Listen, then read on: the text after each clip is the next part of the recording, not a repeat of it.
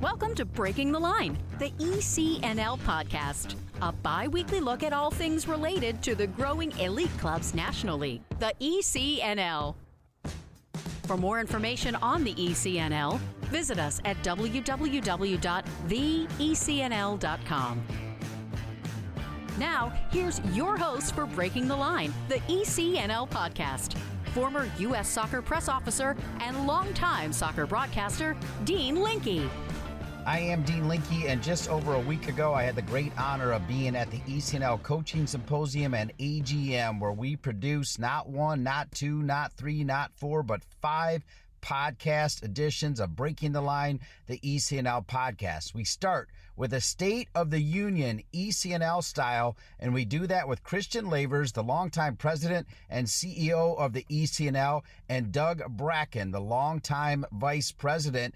And they also, in the last segment, will preview the next 4 podcasts that were, again, produced in Las Vegas. Christian Lavers, Doug Bracken, State of the Union, ECNL, after this message.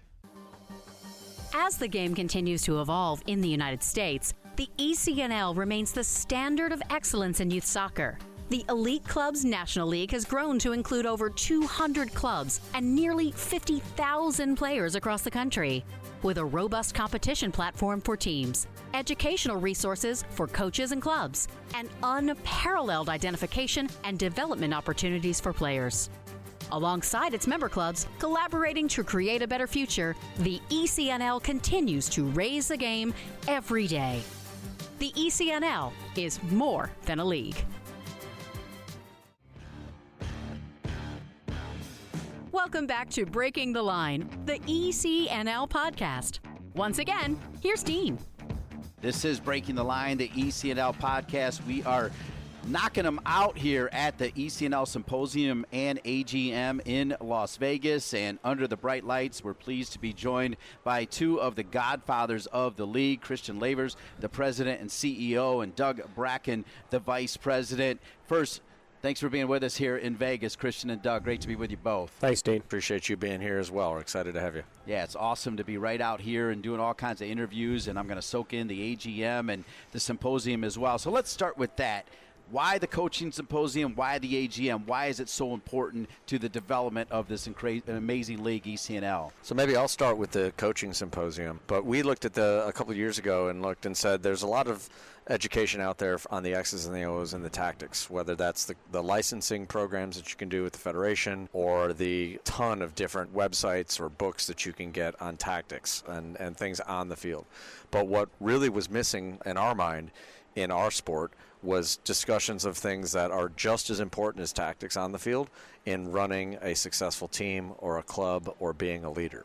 So we wanted to put on an event that was very different topically, that talked about things like how to be a better leader, how to develop culture, how to be a better teacher or educator, things that you don't find in coach licensing. You find in other industries, to be fair. I think you see more of these types of, I don't want to say out of the box, but outside the lines topics. And we felt there was a space in the market because it wasn't there. And there was a need in youth soccer to be better at those things. And all of us included could help make the game better by being better in these areas that are maybe more soft skills than the X's and O's. I think from the AGM perspective, I mean, the reality is we haven't been together in a while just because COVID and the realities of COVID.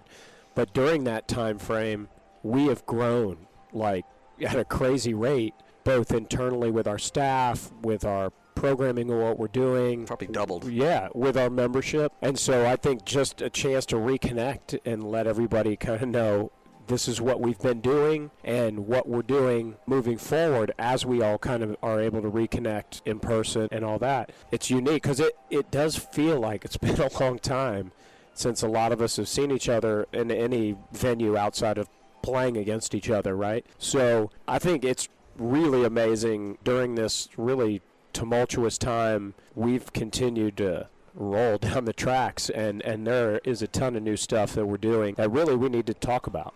Yeah, and you can get a lot done on Zoom, and we are on Zoom all the time, all over the country. But there is something different about being face-to-face. And there's something different about the informal interaction that happens after the presentation or after the meeting, right? That's where some of the best ideas may come from, is when it's almost like the subconscious frees up and things pop up in discussion that were never going to come into the possibilities in a formal meeting or a digital Zoom. You know, it feels like a new day actually here the last couple of days of meetings, to see people and then to be able to go walk and have dinner together and get to know people. And I think that's another important part of our league, is the camaraderie and the community. And I think the energy that it creates, getting everybody together and talking about all the things we're doing, is so important. It charges you up to go back to what you're doing on a day in, day out basis at your club. So I think that energy, which always is present at an event like this, is really important. So playing off of that, normally this is just a softball question, but I'm going to have a little bit more pointed edge to it, because I've talked a lot on this podcast about the ability for the ECNL to adapt. And obviously when the DA collapsed, you guys were ready and open, but how real is that? How real is you guys listening to the clubs and the members and coaches and collaborating in one voice? It's in our DNA. We're still a small organization in the sense of, business. So one of the strengths of any small organization has to be how fast you can change and adapt and exploit opportunities and fix problems. We've got to keep that as we grow and we get bigger. There are realities to that. But we have to keep that small kind of interaction feeling. And I experience this a lot. Christian and I are working at a high level, 10,000 feet stuff. But there are still people in my conference, when there's a scheduling issue or there's a disagreement about scheduling or something happened, they reach out to me. And so there is that grassroots connection that has to happen. And I think the other thing that I always point out to people is that, at the end of the day, I'm running a club. I'm coaching in this league, as is Christian. And I think that's really important. And that, in and of itself, allows you to understand the needs as they happen in real time and help the league pivot in those different areas and react to that based on what is really happening. Because I think if you get too far above it, you can really lose touch of what is really happening. And I think Christian and I really challenged the staff, the ECNL staff, in that way. We can't just tick the box. We have to really understand what's happening so that we can address whatever it is appropriately. A couple of examples of that. One on event operations and structure. So there's ways you can structure events that are more efficient for your staff or easier for your staff.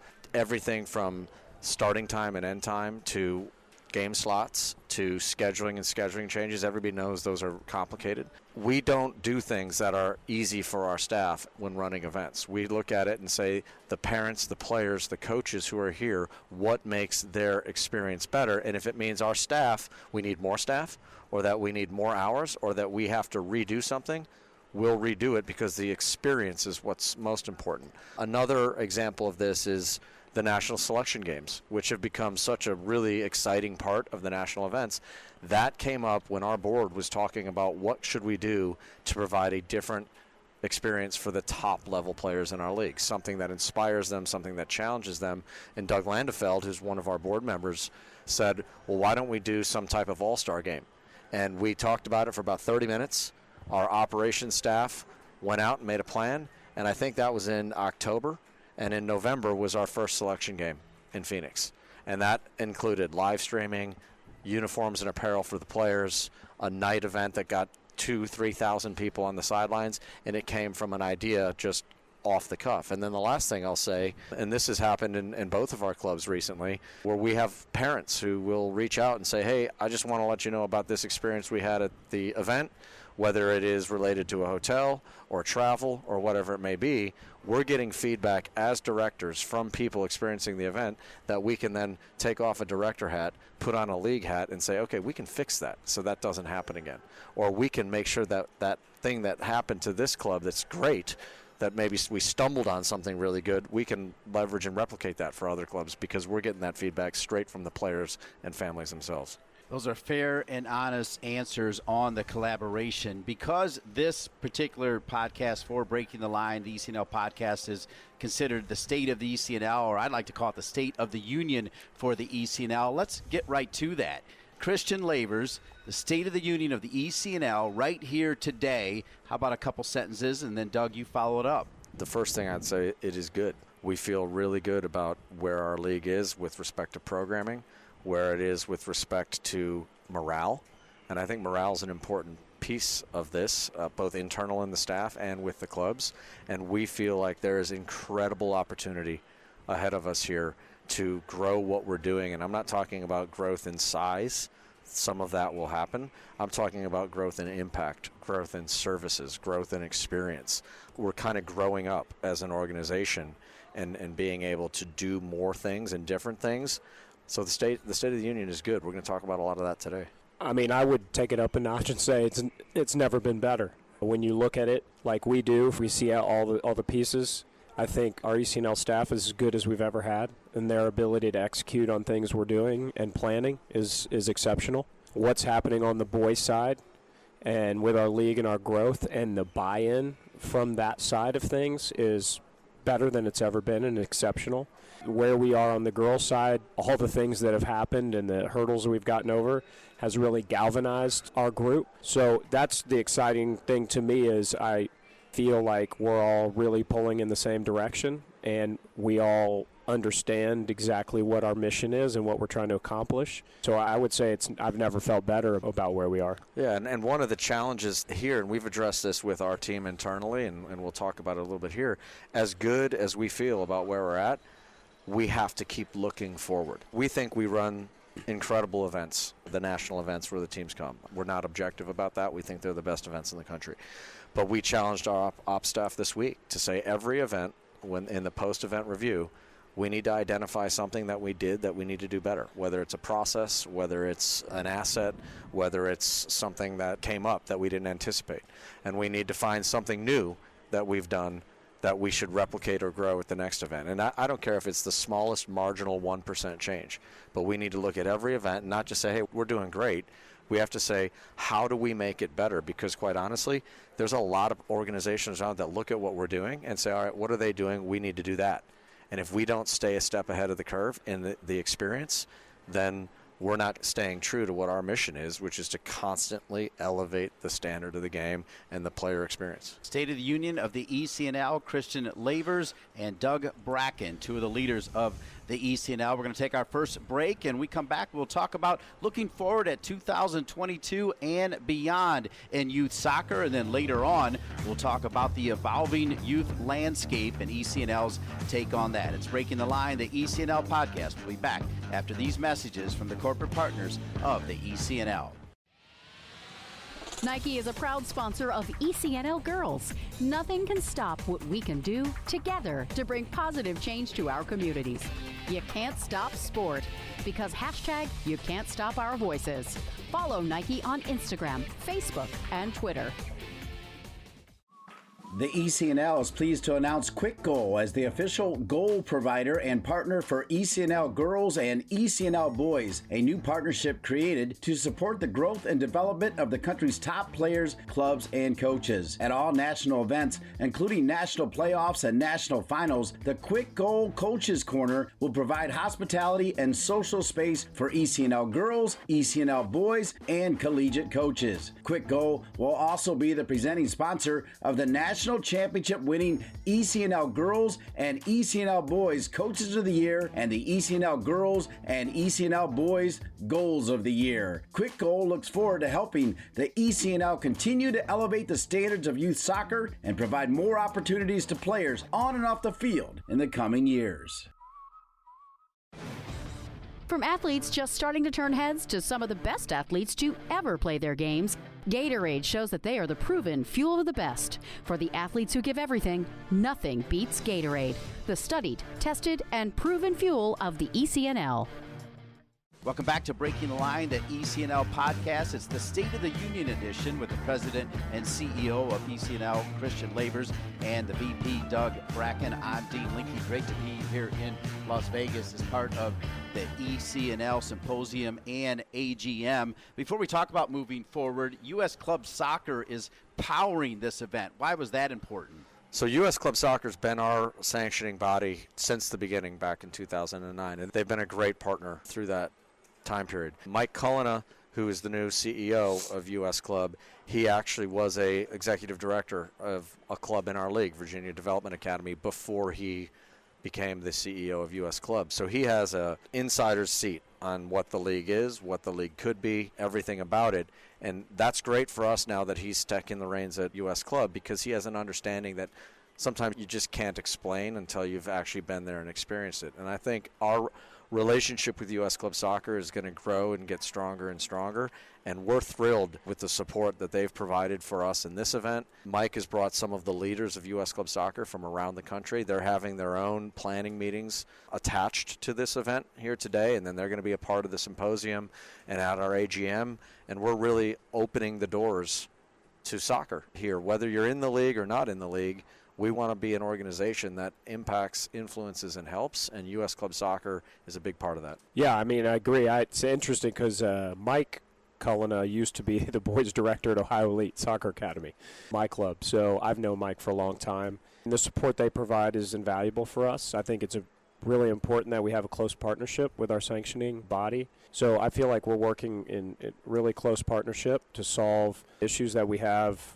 as it relates to, player registration and all those things that we really directly partner with. But just having them opening the doors, like Christian said, and bringing those people in to experience what we're doing, I think is great. And their support, like I said, is ultimately going to be really important to our success moving forward. Yeah, and one thing that you don't see as much as maybe people would like in soccer is collaboration. And so U.S. Club is our sanctioning body, but they're a separate organization. They run their own competitive events. They run their own leagues in the NPL and other leagues. They do coaching education. They do a whole host of things, some of which we also do.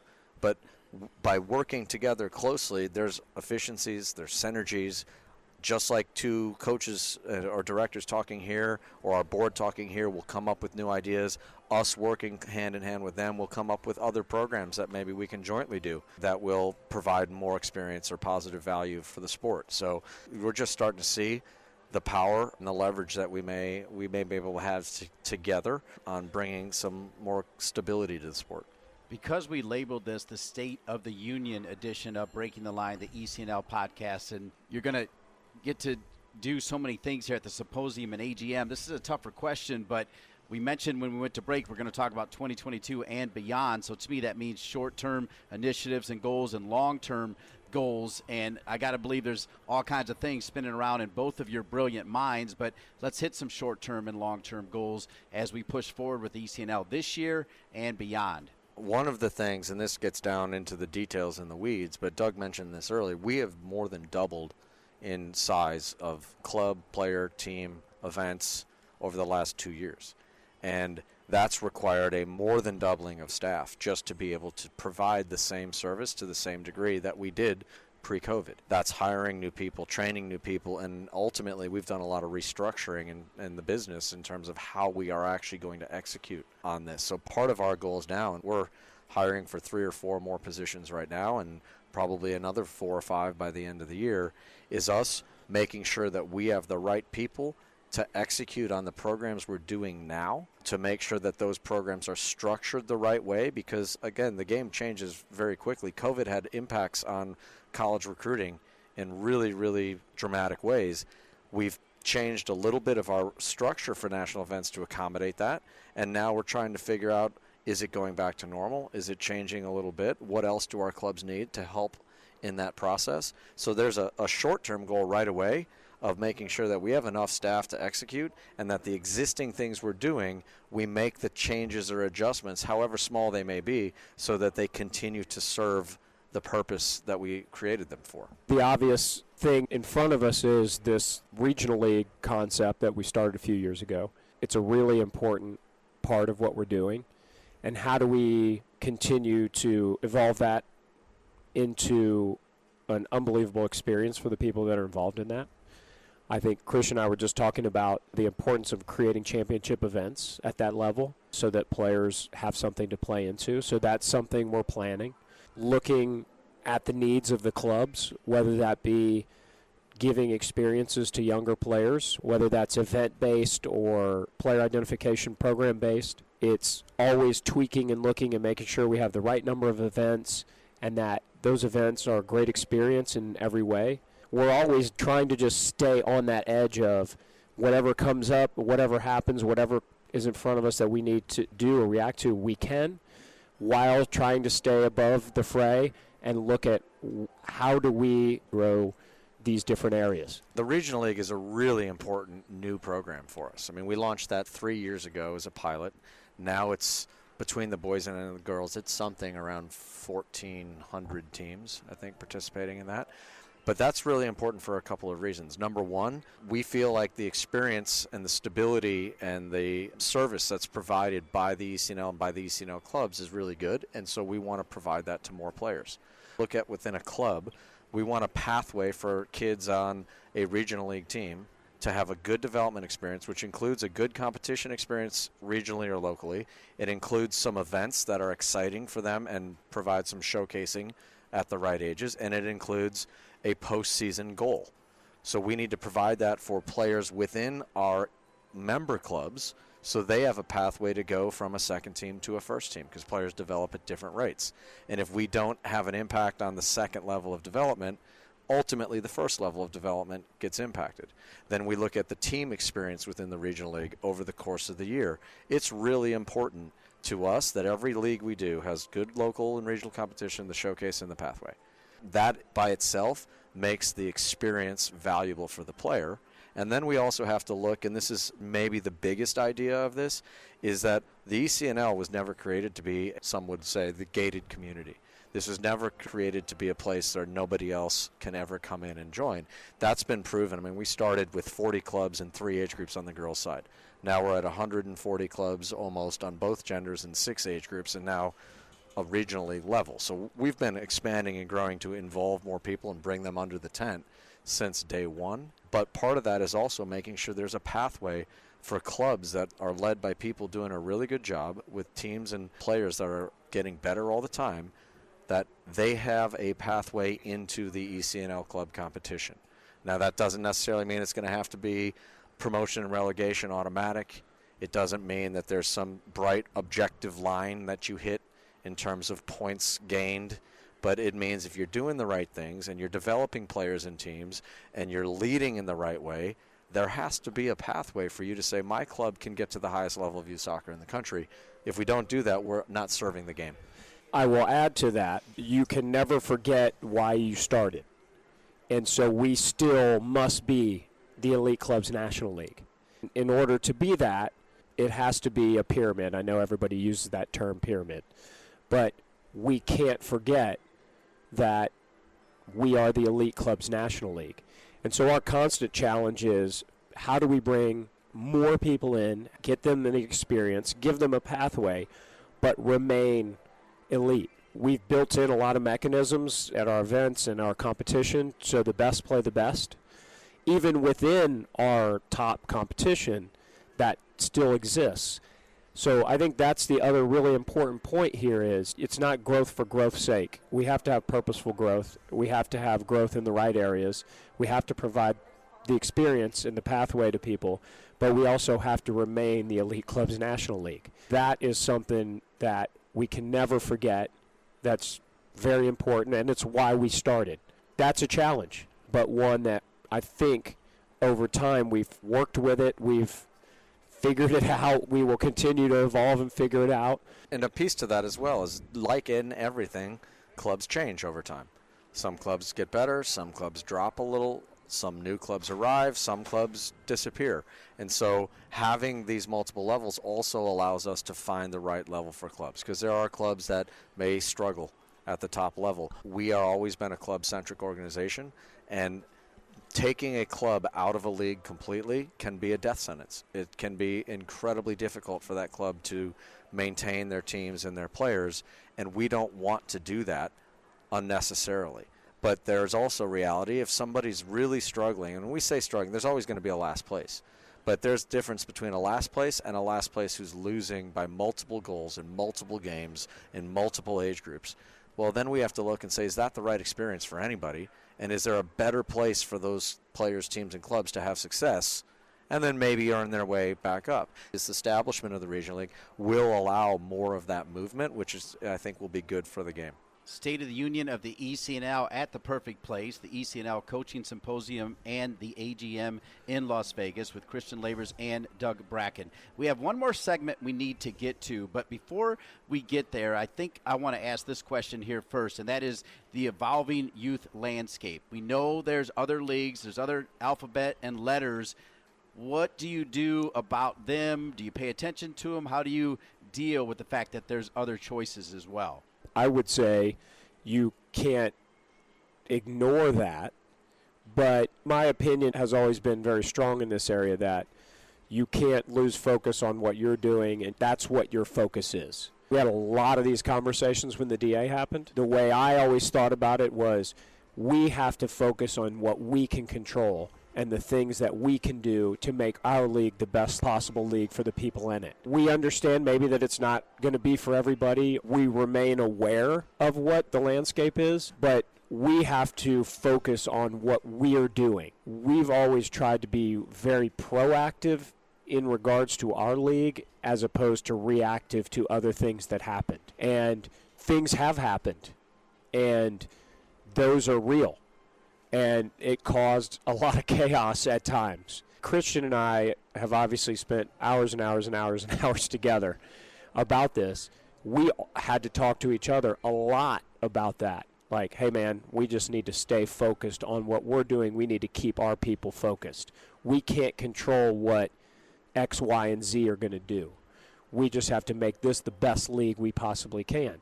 I think because we've done that, we've come out in a good spot from those tumultuous situations. There are most certainly going to be more of those as we move forward.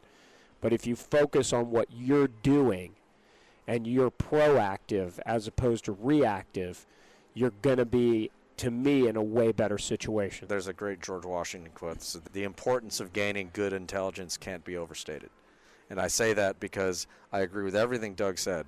We have to focus on us because that's what we can control. But it is helpful to know what is happening in the market because other people and other organizations will come up with good ideas. And if there's something somebody else develops that we look at and say we should incorporate that, we need to be humble enough to say, all right, we didn't come up with that, but let's bring it in here. It's another reflection of the relationship we have with the clubs. If our clubs want something and we don't provide it, because we don't listen or we're not thinking or we're not being forward thinking, then we're going to serve them less. And so we are constantly aware of what's happening. You talk the state of the youth landscape, the state is flux. Constant flux. Yeah, I mean, you can drop an acronym every day of something new that's going on. Some of it's, and I think we've gotten better at this, is to quote Doug Lemoff, distinguishing a little bit of the signal from the noise, right? There's nothing more common in soccer right now than a press release that doesn't say anything. And so there's that, and then there are things that we say, okay, that's a significant thing we got to think about. The great thing about being in Las Vegas is this is one of several podcasts that we put together for Breaking the Line, the ECNL Podcast. When we come back, I'm going to ask both Christian and Doug about some of the other topics we covered and what they're expecting to hear out of it. And we'll see if it lines up as we continue to bring you Breaking the Line, the ECNL Podcast. Soccer.com is proud to partner with the ECNL to support the continued development of soccer in the U.S. at the highest levels. We've been delivering quality soccer equipment and apparel to players, fans, and coaches since 1984. Living and breathing the beautiful game ourselves, our goal at Soccer.com is to inspire you to play better, cheer louder, and have more fun. Visit Soccer.com today to check out our unmatched selection of gear, expert advice, and stories of greatness at every level of the game.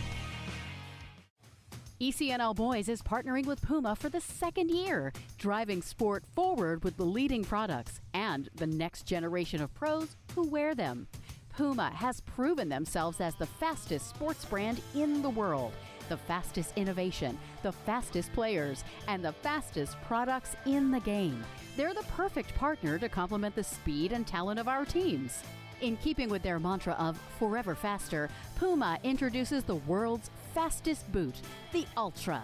The only boot engineered for speed, the Ultra combines a woven upper with a lightweight outsole for direct forward motion, speed, and acceleration. It's the best in the game, designed for the best players in the game. Welcome back to Breaking the Line, the ECNL Podcast. This is what we're calling the State of the Union of the ECNL Podcast with Christian Lavers, the President and CEO of the ECNL, and Doug Bracken, the longtime VP with the ECNL. Went to break talking about some of the other featured podcasts that we covered. I want to get right to one that I found fascinating, Creative Ideation, led by really Jason Cutney, who is a bright young mind and obviously the boys commissioner, but he had Andrea Wheeler on, and then he had Daryl Russell. Christian, he's much more handsome than you and I, and he's also got the accent as well. But well, that's not hard to do. So that's not. They are. They're Thank you for not including me in that, Dean. I appreciate it. They are hip and cool, though. They are making ECNL relevant every day, I think, in an era where you have to be relevant every day. We're going to talk about this in the AGM, but we look at marketing as a strategic piece of what we do. And some people can cynically dismiss that or use that in some argument to criticize us. But I say that because marketing is what engages and inspires kids. Marketing is communicating your message and getting people to believe in what you believe in. And so we look at our marketing as a way that we can make players more excited about being great. We can inspire players to work harder. We can share information and resources across the league to our directors and to our coaches. And for us, that's the purpose of marketing. That's why we invest in a creative services team, which is growing. We're very proud of the work that they've done. There's some great stuff coming tonight that they've put together. We look at that, and whether it's Jason or Andrea or Daryl, marketing and creativity is not my strong point. But we bring in people that have great new ideas, and then we can take a go at them. And if they work, we'll double down. And if they don't work as well as we like, we move on. But it's really important. This is where I get way, way out of my depth. I'm a 50-year-old guy who started and runs a soccer club. So, I mean, we've got Doesn't that sound exciting? Yeah, so exciting, right?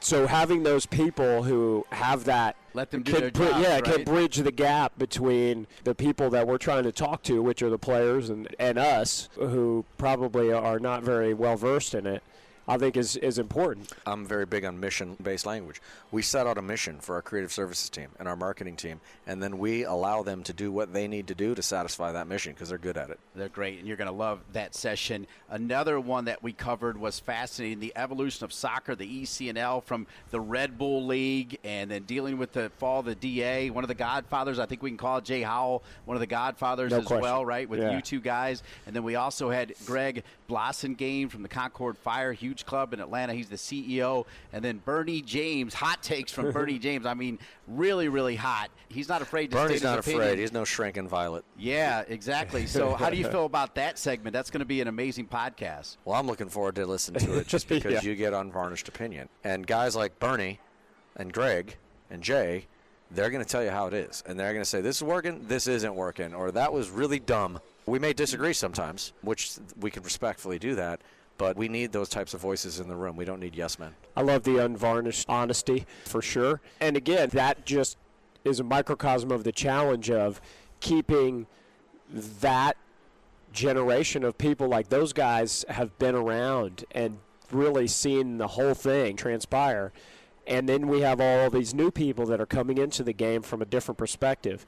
And so being able to keep our arms around that whole thing. But I love the honesty. You certainly can't have anything but respect for those guys for what they've done, no question. You will never get anything other than an honest answer from any of them, so it's great. That's another great thing about everybody being here together, because you'll have guys like Bernie and Greg. And by the way, we just saw a video of Greg from the 1987 MISL championship game doing a backflip off the indoors. They talked about that. Which, by the way, I didn't know he was that athletic. No way. But you have guys like that, and then you'll have an up-and-coming director who's 30 years old, or 25, 26 years old coach who's in the same room. That's when you get new ideas, is you bring those very different perspectives together. Lori Trotman from the Florida Club League, as well as Sean Bubb, talk about creating a state-based youth soccer league of multiple tiers and levels. You can help me as I get ready for Lori and Sean. What are you anticipating out of that discussion? Well, Florida was kind of been like the Wild West in soccer for a long time. There's lots of good players, lots of good teams, but the club structure in Florida took a while to develop. And Sean and Lori and Hugh Menzies and some other guys in Florida and girls in Florida have worked really hard to bring a new structure, a more stable club-based structure to Florida that meets the needs of teams and players at multiple levels. Obviously, the top level of their league is an ECNL Regional League that has teams from the ECNL Club competition. It's also got teams that are not in the ECNL Club competition. But they've found a way to tackle a very difficult environment in Florida, to create a new league against all odds from scratch, and then to create multiple levels where there's pathways for players and teams. And they've done that by being smart, by being tough, and listening to people as well. And I think it's a testament to our organization that we can look at that very unique situation and setup and say, yes, we can support that. We can help you there. Where in another area, it might be completely different. And we can still say, yes, we can support that, we can help that. So I think they have a very unique situation there, a very unique setup there, unlike any in the country. And I think that it's amazing that they've kind of sort of got it together, and we've been able to support it. Another great podcast that'll air probably about a month from now is former successful pros now affecting the game in new ways and helping the ECNL. Warren Barton, who is not only a great player but a TV media star as well. We think Brian Quinn might join as well. Lee Morris. These are some big-time names that are affecting the ECNL as former players. What does that mean to the league? Well, I mean, this is a longer discussion, but I think one of the challenges club soccer has had for a long time is the lack of a career path for coaches that come in and turn 50, 60 and have different skills, have different desires. And so to be able to connect with guys that have had the playing career and are now senior coaches, they've been around, and have their knowledge and perspective to share and to bring back to the younger generation, and that would include us to some degree, it's helpful. And we want to maintain that connection to the people who helped us. I mean, the Red Bull started a structure that we came in and said we can actually do this maybe a little bit better, but the Red Bull started it, and those guys were legends at one point as players, and then they moved into coaching, and we want to make sure that they stay connected with what we're doing. Yeah, no doubt. I watch those guys. They're my generation, my age, but I watch those guys. I think their insight and their knowledge and experiences at playing at that level can't do anything but help you. I would disagree a little bit with Christian in that we're probably not the same, because Warren Barton played for England and I didn't. I had a very modest playing career if you had a modest playing career, I don't know where I'm at now, but whatever is under modest. Yeah, but love their perspective, love their ideas. No doubt as we wrap up, we could talk forever about so many exciting things, but your final thoughts about the state of the union of the ECNL as we say goodbye. I don't think you can ever think about where you're going until you remember where you've been. So I always try to take a step back, think about where we've come from, which is awesome. And I think that gives us the fuel and the motivation to go forward and do what's right for the game based on what all these people think is right for the game. I would just try to take a step out of it and look back at like where we came from and all the people along the way that have helped us get to where we are. Our allegiance to them, because I know certainly Christian and I couldn't have done what we've done just with the organization without those people. That always is an important perspective for me and is what motivates me after many years of doing this. State of the Union of the ECNL, charging forward. Christian Lavers, Doug Bracken, thanks for being with us. Thanks, Dean. Thanks, Dean. I want to thank all the great people that made my experience at this year's ECNL Coaching Symposium and AGM so special. Definitely want to thank Jen Winigal and Blaine and the great staff, and remind you that in 2 weeks, we talked about creative ideation with Jason Cutney, Andrea Wheeler, and Daryl Russell. That will be the show 2 weeks from today, plus a one-on-one with Jacob Bourne, also in the creative marketing division of ECNL. For all of you, I'm Dean Linke, saying we'll see you in 2 weeks. Thanks for listening to Breaking the Line, the ECNL podcast. For more information on the ECNL, visit us at www.theecnl.com. And if you have a suggestion for the show or a great idea for a guest, please email us at info@theecnl.com. Breaking the Line, the ECNL podcast is an ECNL production. ECNL, more than a league.